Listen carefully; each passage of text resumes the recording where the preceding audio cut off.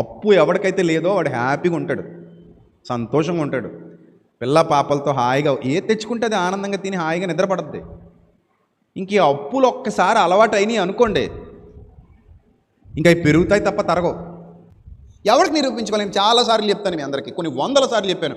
అవసరమా మనకి మెచ్యూర్ ఫంక్షన్లో, అవసరమా మనకి పెళ్ళిళ్ళు ఇంతంత ఖర్చులు పెట్టి, అవసరమా మనకి ఇంతంత ఖర్చులు? ఎన్నిసార్లు చెప్పాను నేను, కొన్ని వందల సార్లు చెప్పాను. ఎవరిని చేసుకోమని చెప్పాను?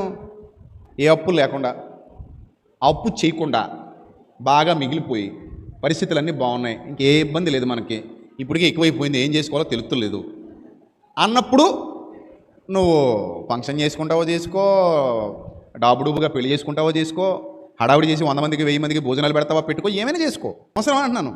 ఇది ఎవరికో చూపించుకోవడానికి చేసేది. బాగా గుర్తుపెట్టుకోండి, ఎవరికో చూపించుకోవడానికి చేసే దానివల్ల ఏ ప్రయోజనం ఉండదు.